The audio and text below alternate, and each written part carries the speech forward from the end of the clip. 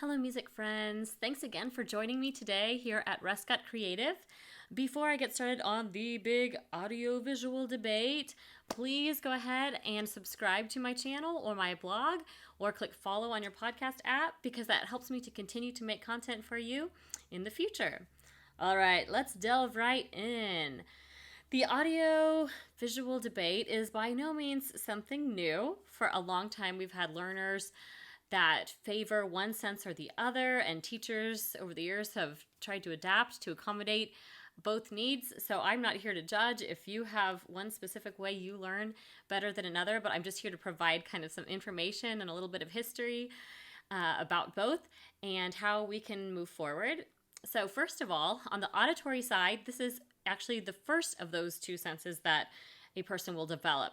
Babies in utero can actually already start to hear noises, whether it's like their mom's digestive system or their mother's voice, and eventually even other people's voice while they're still in the womb. Now, the eyesight, in contrast, is not very developed even at birth. It's probably babies can only see about a foot away, if that, and a lot of it is still very fuzzy beyond that. They're very nearsighted.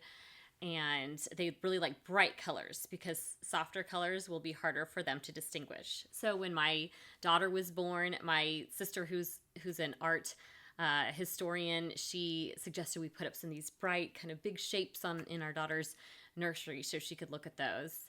And obviously a lot of you have probably already heard that it's good to read to babies even when they're still inside the womb. And as a result, babies who become then toddlers, they will start to acquire their native language solely based on listening, using that auditory sense, which is incredible.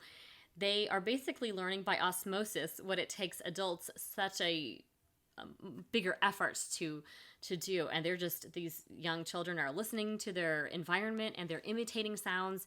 And at first, babies have the capacity to imitate sounds from any language, whether it's maybe even a clicking kind of sound from a tribal language, or the U in French, or There's a lot of different kind of sounds that these young children can make. And as they start to realize, these are the sounds I hear more often, they zero in on those, and over time it does become harder for them to imitate other sounds. On the visual front, we don't really start reading until we're probably more around the age of 5. Some children start a little earlier, children that are age 3, 4, they're learning their letters. They're learning a little bit what those letters make. But again, this is obviously not at birth. This is more like 3 or 4 years old. But by 5 or 6, children are learning how to read. And at that point, it does seem like for a lot of people, the visual sense does become more dominant. However, not for everyone, but for many people. Now, if we want to talk a little bit, how does this first language learning apply to other areas of study? For example, second language acquisition. It's very helpful if we can teach children young how to speak another language. And I have the privilege that I get to teach children beginning at age 2, and I've taught all the way up through adults for second language learning. I speak English, French, and some Spanish. And I actually didn't start French until I was in high school, but I did study it extensively in high school and college and graduate school, and did spend some time in France. So that really helped develop my ear for French. But at the moment, I appreciate that I'm getting to teach very young children how to speak French because they can listen, and I'm always blown away by the way they can imitate the sounds and the accents right away, which again, as an adult, we struggle to maybe make some of these pronunciations like "u," like the one that I said earlier, or even for some reason can be tricky for Americans. For French, sometimes they have a little bit of a harder time, maybe with the sh sound or something like that, or the I versus E type sound. So anyway, these young ones are like sponges. They pick up on foreign languages very easily.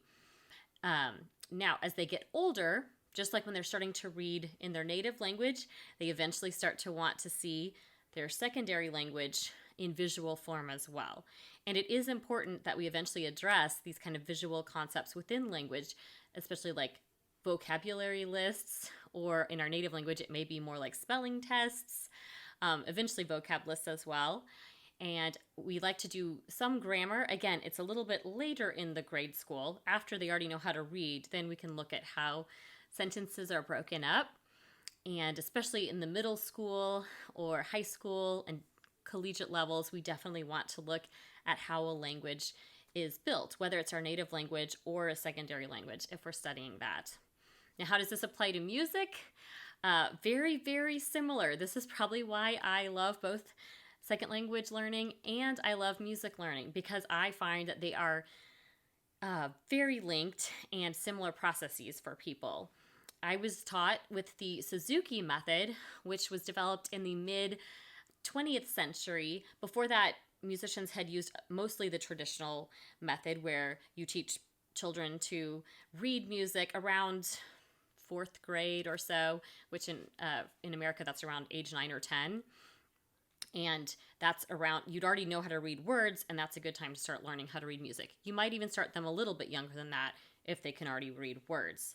Suzuki was revolutionary because the founder, Shinichi Suzuki, was a Japanese pedagogue, and he thought if these very young children can learn to imitate sounds in their native language, they should also be able to imitate sounds musically. And at that point, he revolutionized the music education system by having even young preschool children learn how to play instruments.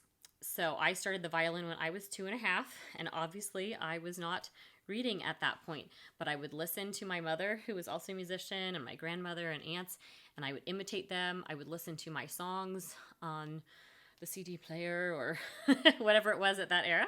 Try not to date myself here. And then I would imitate that. So I developed a very strong auditory sense from a very young age, and I've relied heavily on it ever since. So when people ask me what is my dominant sense, I am heavily auditory dominant. I do think that made speaking foreign language a lot easier for me because I was able to pick up on some of these sounds that may be more difficult for other second language learners. However, that does not mean that if you are a visual learner that you cannot be proficient in music or second language acquisition. I've known many, many competent professionals in both of those fields who say they are visually dominant. And they tend to be very good at analyzing the language or analyzing the music theory. I believe that grammar and music theory are very similar, and people who gravitate towards one will probably also gravitate towards the other. And it really, those things give you kind of a bigger picture of how does a language function, or how does the language of music, how does it function? And having that kind of visual representation, maybe with the graphs, and definitely having some images, whether it's reading your notes on the staff or in second language acquisition, having your vocab lists with pictures really helps to set that in people's brains. One of the good things about those visual representations of vocabulary words is that we don't always have to refer back to our native language. We can look at the picture and already figure out what it is without having to actually think in our native language. And that really does help our secondary language acquisition become more impactful. So I think that when it comes to this debate, you can even see it play out in modern day social media, because there's always the debate between, I don't know, the Twitter fans who say, we love to read the text, or maybe those are the same people that are reading this on my blog right now, and you want to see it written out for you, or you want to print it out on your computer or have, the hard copy of your book, and you like to see it right there. Other visual learners also like to have it in video format. So if you're watching this on YouTube or Instagram, you probably are one of those people that really likes to see my face. You like to interact kind of with this atmosphere. You want to know what the person who's talking to you looks like, and that helps you to learn. If you are an auditory person, you may not care what I look like. You just want to listen to the content to learn, and you may be driving in your car or doing dishes or laundry and multitasking. And that is wonderful. It's a great way to learn. As many of you know, I am auditory, so I do a lot of podcast listening. That's how I have actually done a ton of my studies kind of as an adult, and I think it's very useful. But I want to be very clear that it's important we don't judge people for whether they are only more visual or they're more auditory, because we all have a strong point. Instead, I would like if we can learn from each other to better understand these fields of language and music in a more holistic sense. And I think that makes it a lot easier for all of us. So, if you've enjoyed this content, again, please subscribe to my blog, even if you're an auditory person, because I will sometimes post extra auditory content there. So rescottcreative.com. If you are visual, obviously, please subscribe to rescottcreative.com or my YouTube channel, and hopefully that will help you not miss an episode. I do a wide range of topics related to music, and sometimes it's literature or music and language, different teaching topics. And I would love to hear your feedback, so don't forget to leave comments, whether it's on YouTube or on your Facebook page, or you can shoot me an email. And stay tuned, and I hope to see or hear you next time.